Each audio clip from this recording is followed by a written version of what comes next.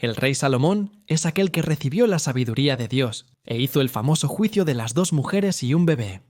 Él es uno de los personajes más ambiguos de la Biblia, ya que hay ciertas historias sobre él que están fuera del libro sagrado, como la construcción del templo de Jerusalén y el hecho de que supuestamente invocó a 72 demonios. ¿Pero por qué haría eso? ¿Y qué dice la Biblia sobre invocar demonios? Te voy a explicar todo eso, y mucho más aquí en este video. Amigos, este tipo de video más extenso requiere mucho esfuerzo para realizarlo. Entonces, me gustaría pedirles que por favor dejen su like en el video, se suscriban al canal y lo compartan. Este mensaje es para aquellos con dudas sobre la historia de Salomón y los demonios. Si puedes ayudarme más, usa el botón de gracias abajo, con forma de corazón, para donarme cualquier cantidad. Y también hacerte miembro del canal. Desde ya, muchísimas gracias, ¿eh? Ustedes saben que me encanta traer aquí al canal historias que son aparte de la Biblia, como libros apócrifos e incluso la Coetia, por ejemplo, que tiene los 72 demonios de Salomón. Y siempre que digo que Salomón habría invocado demonios, siempre aparece alguien preguntando ¿de dónde saqué eso? ¿Cuáles son las fuentes de la Biblia sobre eso? Que eso es mentira, y cosas así. Y pensando en eso, decidí hacer este video aquí explicándoles toda la historia de Salomón y esos supuestos demonios que él habría invocado. Habrá fragmentos bíblicos incluidos. Pero antes de eso, hablemos un poco sobre la llave menor de Salomón, también llamada Lemegetón o clavícula de Salomón. En fin, este libro tiene varios nombres. ¿Será que realmente fue Salomón quien escribió esta historia? Eso es lo que veremos ahora. La llave menor de Salomón normalmente se clasifica como un grimorio. ¿Y qué es exactamente un grimorio? Bueno, un grimorio sería una colección de hechizos medievales. Este, en específico, recibe varios nombres, como ya mencioné antes, pero quizá la traducción más conocida fue hecha por MacGregor Matters y Aleister Crowley, que es la Goetia, la llave menor de Salomón. Este libro se habría inspirado en varios otros trabajos místicos, como la Cábala, por ejemplo, y contiene información como símbolos y cómo invocar a los famosos 72 demonios atrapados por el rey Salomón. Para que tengan aún más idea de cómo funciona este grimorio, Eliphas Levi, que fue el tipo que nos mostró cómo sería la forma de Baphomet, dijo que quien poseyera las clavículas de Salomón no solo podría invocar y conversar con todo tipo de espíritu posible, sino también controlar su poder. Estas clavículas se perdieron varias veces y luego fueron encontradas de nuevo. No son otra cosa que los talismanes de los 72 nombres y los misterios de las 32 vías, reproducidas en jeroglíficos en el tarot, con estos signos y sus infinitas combinaciones, como los números y letras. De hecho, se puede llegar a revelar de forma natural y matemática todos los secretos de la naturaleza, y entrar en comunicación con toda la jerarquía de las inteligencias y los genios. Y después de que el libro surgió en una época medieval, con una autoría que nadie sabe con certeza quién fue, pero ya hablaremos de eso, fue muy usado por los magos, al menos la primera edición, ¿verdad? Porque después comenzó una ola de falsificación de manuscritos, y con las clavículas de Salomón no fue diferente. De las clavículas surgieron las conjuraciones, y después empezaron a aparecer muchos otros tipos de grimorios, como el Grimorio Verum y el Gran Grimorio, que era muy usado para encontrar tesoros escondidos. El Grimorio de Salomón fue prominente en todo el siglo XVI. En él existían figuras y oraciones que debían ser recitadas durante los primeros 7 días de luna nueva, al salir el sol por la mañana, y el hombre que hiciera eso se sentiría de repente lleno de conocimiento. El ejemplo de la fuerza de este libro en esa época nos lo muestra el historiador Menéndez de Pilayo, en España. Sobre este libro, escribe así el erudito obispo de Segovia, Juan Bautista Pérez, un memorable parecer escrito en 1595. Los nigromantes tienen un cierto libro de conjuros con caracteres desconocidos, al cual llaman Clavícula de Salomón, y que está prohibido en todos los catálogos de la Inquisición. Y los magos fingen que quien lo escribió fue Salomón. En el Malleus Maleficarum, el inquisidor dice que los nigromantes usan un libro que llaman de Salomón, escrito en lengua arábiga, y que quien lo encontró fue Vigilio en una prisión de las montañas de Arabia. Creo que ya se puede tener una idea de lo que sería ese grimorio, pero ¿quién lo habría escrito realmente? En realidad, ese libro se clasifica como pseudepigráfico, o sea, una obra con autoría falsa atribuida. Pero el asunto es bastante más complejo. Según la leyenda, después de que Salomón recibió una gran sabiduría de Dios, él tendría un gran poder sobre el mundo, y usó esa sabiduría para invocar y controlar demonios. Salomón registró todo esto en el legendario Clavículas de Salomón, aunque la autoría del libro es bastante ambigua. Algunos dicen que ese Salomón que escribió la obra es otro, el sabio mago Salomón de Caldea, que confundieron con Salomón, el rey de los judíos. Como les mencioné, existen diversas ediciones del Grimorio. Algunas dejan muy clara la diferencia y la separación de estos dos personajes llamados Salomón, pero la mayoría le da la autoría del libro al rey Salomón. El hecho es que, haya sido o no Salomón quien escribió este libro, usando algunas escrituras de la Biblia y del Talmud, surge una historia bastante curiosa del rey Salomón, invocando demonios, que tiene algunos detalles muy parecidos a los de la Goetia. La pregunta que surge con todo esto es por qué Salomón, un hombre dotado con toda la sabiduría dada por el propio Dios, invocaría demonios. No tiene ningún sentido, ¿verdad? Sí, no tiene sentido pensar que los habría invocado para su propio beneficio. Sin embargo, existe una historia en el Talmud que explicaría todo esto. Vamos allá. Todo empezaría con lo siguiente. En cierto momento de su historia, Salomón decide construir el Templo de Jerusalén. Sin embargo, para eso, él no podía usar ningún tipo de herramienta para cortar las piedras, ya que eso profanaría el suelo, y tenía órdenes del propio Dios de no usarlas. Esa información aparece en dos pasajes bíblicos, Éxodo y 1 Reyes. El Señor le dijo a Moisés: «Diles lo siguiente a los israelitas: ustedes mismos han visto que les hablé desde el cielo. No hagan ídolos de plata ni de oro para representarme. Háganme un altar de tierra, y en él ofrezcan sus holocaustos y sus ofrendas de comunión, sus ovejas y sus bueyes. Donde quiera que yo haga celebrar mi nombre, vendré a ustedes y los bendeciré. Si me hacen un altar de piedras, no lo hagan con piedras labradas, porque el uso de herramientas lo profanaría. No suban por escalones a mi altar, para que no se exponga su desnudez en él». En la construcción del templo, solo se usaron bloques labrados en las canteras. Y no se oyó en el templo ningún ruido de martillo, ni de cincel, ni de ninguna otra herramienta de hierro durante su construcción. ¿Cómo iba a cortar las piedras sin herramientas? La respuesta se encuentra en el Talmud. Ahí dice que Salomón les hizo esa pregunta a los sabios, y ellos hablaron sobre una criatura llamada Shamir que fue usada por Moisés para trabajar las piedras del efod. Era una placa donde se colocarían varias piedras preciosas, y el requisito para hacerla fue muy parecido al de Salomón y el templo. Salomón les preguntó a los sabios: «¿Cómo debo hacer para que la piedra sea cortada con precisión sin usar hierro?». Ellos le dijeron: «Con una criatura llamada Shamir, que puede cortar piedras, que Moisés trajo y usó para cortar las piedras del éfode». Shamir sería un tipo de escarabajo o algún tipo de insecto, que según el propio Talmud se alimentaba de piedras, y el rey Salomón los habría usado para cortar las piedras del templo. El insecto comía las piedras en línea recta. Sería una forma ideal de acatar las normas divinas para la construcción del templo, pero surgiría otro problema. ¿Dónde se podría encontrar a Shamir? Y fue en ese momento que los sabios le dijeron a Salomón que llamara a dos demonios, uno femenino y uno masculino, y los estuvieron atormentando hasta que le dijeran la ubicación de esa criatura al rey. Salomón fue allá, invocó a esos dos seres, pero ellos desconocían la ubicación del Shamir. Pero dijeron que un demonio de alta jerarquía tal vez lo supiera. Ese demonio se llamaba Ashmedai. Salomón preguntó dónde podía encontrar el Shamir.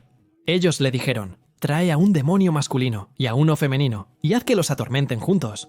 Es probable que sepan su ubicación, y por el sufrimiento te lo dirán». Salomón trajo a un demonio masculino y a un demonio femenino, y los atormentó juntos. Ellos dijeron que no sabían dónde encontrar el Shamir, pero que quizás Ashmedai, el rey de los demonios, lo supiera. Ashmedai es un nombre inusual para un demonio. Sin embargo, se dice que él sería una figura bastante conocida en el inframundo. Y quien sigue el canal desde hace algún tiempo sabe que este, en realidad, es uno de los varios nombres de Asmodeo. En este caso, él sería el demonio encargado de guardar el Shamir. Y sabiendo eso, el rey Salomón pidió que Benayahú, quien formaba parte de uno de los grupos más valientes y fieles de soldados del rey, fuera a aprisionar a Ashmedai y lo obligara a entregar el Shamir. En este caso, Benayahú sería conocido en la Biblia por otro nombre, Benaías. Benaías, hijo de Joiada. Sobre el ejército, y Sadoc y Abiatar eran sacerdotes. Benaías subió a un árbol con una cadena y esperó la aparición del rey de los demonios. Cuando apareció, saltó sobre él y lo ató con cadenas. Asmedai intentó liberarse, pero era muy complicado, ya que la cadena tenía las palabras de Dios sobre ella. Benayahú bajó del árbol, vino y lanzó la cadena alrededor de Asmedai y lo incluyó dentro de ella. Cuando Asmedai despertó, luchó para quitarse la cadena. Benayahú le dijo: «El nombre de tu maestro está sobre ti. El nombre de tu maestro está sobre ti». No rompas la cadena. El nombre de Dios está escrito en esta cadena y está prohibido destruirla. Según las escrituras, cuando Asmodeo llegó y fue capturado, Salomón, en realidad, evitaba verlo. Y Asmodeo terminó dándose cuenta de eso y siempre preguntaba por el rey sabio. Cuando Asmedai llegó allá en Jerusalén, no lo llevaron ante la presencia de Salomón. Pasaron 3 días. El primer día les preguntó por qué el rey no quería que fuera a verlo. Y ellos le dijeron: «Él bebió demasiado y fue tomado por la bebida». Asmedai tomó un ladrillo y lo puso encima de otro ladrillo. Los sirvientes vinieron y le contaron a Salomón lo que él había hecho. Salomón interpretó la acción y les dijo: «Esto es lo que él les dijo a ustedes a través de esta alusión. Regresen y denle al rey más para beber». Al día siguiente, Asmedai les preguntó por qué el rey no quería que fuera hasta él. Ellos le dijeron: «Él comía demasiado y era dominado por la comida». Asmedai tomó un ladrillo de otro ladrillo y lo puso en el suelo. Los sirvientes informaron a Salomón sobre las acciones de Asmedai. Él interpretó las acciones de Asmedai y les dijo: «Esto es lo que él les dijo a ustedes a través de esta alusión. Quítenle la comida». Al cabo de 3 días, Asmedai llegó ante Salomón. Asmedai tomó una caña, midió 4 codos y la arrojó delante de él. Le dijo a Salomón: «Mira, cuando ese hombre, Salomón, muera, no tendrá nada en este mundo excepto los 4 codos de su tumba. Conquistaste el mundo entero, y aún no estás satisfecho hasta que también me conquistes». Asmodeo sabía que el rey quería aún más sabiduría, quería aprender más sobre él, y empezó a intentar usar eso en contra de Salomón. Salomón le dijo: «No necesito nada de ti, quiero construir el templo y necesito el shamir para eso». Asmedai le dijo: «El shamir no me fue dado a mí, sino que fue entregado al ministro angélico del aire, y él solo se lo da al gallo salvaje, también conocido como Duquefat o Apopa, a quien le confía por la fuerza de su juramento para devolverlo». Después de eso, comienza una conversación entre Benayas y el demonio. Más tarde, Benayahú le preguntó a Asmedai: «¿Cuál es la razón por la que, cuando viste a ese ciego que estaba perdido en el camino, lo llevaste al camino correcto?» Asmedai le dijo: «En el cielo proclaman que él es un hombre completamente justo, y cualquiera que haga el bien por su alma, merecerá entrar en el mundo venidero». Entonces, Benayahú preguntó: «¿Y cuál es la razón de que, cuando viste al hombre borracho que estaba perdido en el camino, lo llevaste al camino correcto?» Asmedai le dijo: «En el cielo proclaman que él es un hombre completamente perverso, y yo hice el bien para su alma, para que consuma su recompensa en este mundo, y no tenga ninguna recompensa en el mundo venidero». Benayahú continuó y le preguntó: «¿Cuál es la razón por la que lloraste cuando viste esa alegría de la boda? Yo sabía que este hombre moriría dentro de 30 días». Y la esposa está obligada a esperar al Yaván, que es el hermano del marido, que es menor de edad, hasta que cumpla 13 años, la mayoría de edad, para que él la libere mediante la Jalitzá, el ritual por el cual el Yaván libera a la Yevamá de sus lazos de levirato. Además, él preguntó: «¿Cuál es la razón por la que cuando viste a ese hombre decirle al zapatero: hazme unos zapatos que duren 7 años, te reíste?» Asmedai le dijo: «Ese hombre no tiene ni 7 días de vida. ¿Necesita zapatos que duren 7 años?» Benayahú entonces preguntó: «¿Cuál es la razón por la que te reíste cuando viste a ese hechicero haciendo magia?» Asmedai le dijo: «Porque él estaba sentado sobre el tesoro del rey, que use su magia para saber lo que está enterrado debajo de él». Estos fragmentos son un poco interesantes, porque, de cierta manera, Asmodeo, da a entender que de algún modo él todavía responde a Dios. Después de eso, Salomón terminó cediendo a la voluntad de aprender más sobre el demonio. Salomón mantuvo a Asmedai con él hasta que terminó la construcción del templo. Un cierto día se quedó solo con Asmedai. Él le dijo a Asmedai: «Está escrito para él como los elevados cuernos del toro salvaje». Y los sabios dicen en la explicación del verso: «Como los cuernos elevados, estos son los ángeles ministradores». El toro salvaje confronta a los demonios, cuestionando cómo es superior a ellos. Porque el verso elogia sus habilidades y poderes sobre los seres humanos.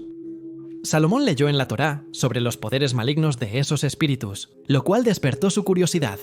Sin embargo, ese poder era parte de las fuerzas ministradoras, necesarias para mantener el equilibrio del mundo. En esencia, el bien y el mal.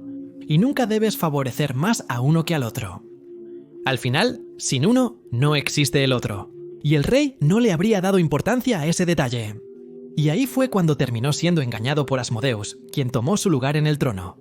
Ashmedai le dijo: «Toma la cadena grabada con el nombre de Dios y colócala sobre mí, y dame tu anillo con el nombre de Dios grabado en él, y te mostraré todas mis fuerzas». Salomón quitó la cadena y le dio el anillo. Ashmedai se tragó el anillo y creció hasta que puso un ala en el cielo y un ala en la tierra. Él lanzó a Salomón a una distancia de 400 parasangues. Con respecto a ese momento, Salomón dijo: «¿Qué provecho hay para una persona con todo su trabajo bajo el sol?». Con Salomón fuera del trono, Ashmedai tomó su lugar. La cadena y el anillo de Salomón representarían la Torá.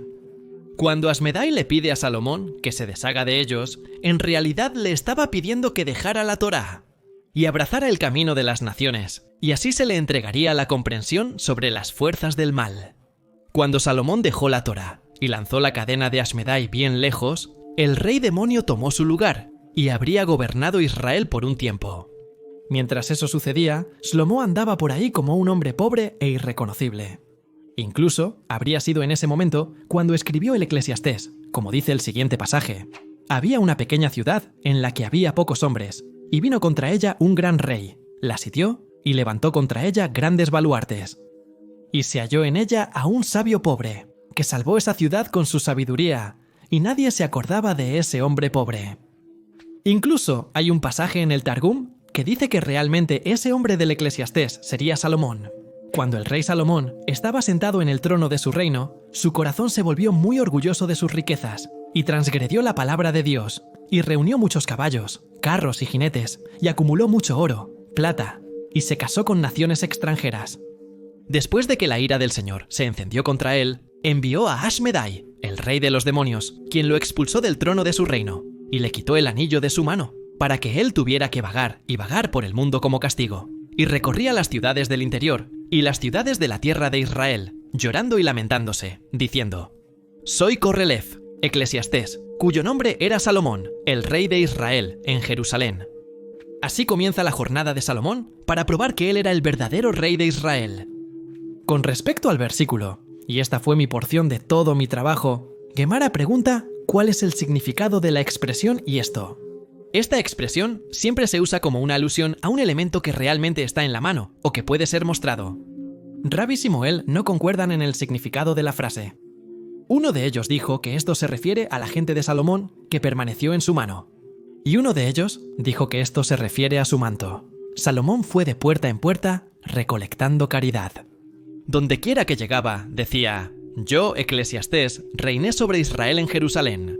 Cuando finalmente llegó al Sanedrín en Jerusalén, los sabios dijeron: «Ahora, el tonto no se queda en un solo tema todo el tiempo. Entonces, ¿cuál es este tema? ¿Será que este hombre está diciendo la verdad y es Shlomo?». En cierto punto, todos notaron que quien ocupaba el trono era un impostor. Los sabios le dijeron a Benayahu que el rey exige que esté con él. Benayahu les dijo no. Enviaron a las reinas y preguntaron si el rey vendría a estar con ellas. Las reinas les enviaron una respuesta: «Sí, él viene». Ellos enviaron una petición a las reinas: «Revisen sus pies para ver si son pies humanos». Las reinas enviaron la respuesta a los sabios: «Ellos siempre vienen con calcetas y no es posible ver sus pies». Las reinas siguieron discutiendo el comportamiento del rey y él les exige, o sea, a las reinas, que tengan relaciones sexuales cuando están menstruando. Él también exige que Betsabé, su madre, tenga relaciones sexuales con él. Una vez que el Sanedrín escuchó esto, entendieron que se trataba de un impostor y no, en realidad, de Salomón. Trajeron a Salomón, le dieron un anillo y la cadena en la que el nombre de Dios estaba grabado. Cuando Salomón entró, Ashmedai lo vio y huyó. El Gemara añade: «Y aún así, aunque Ashmedai huyó, Salomón le temía». Y así como está escrito, escribe así: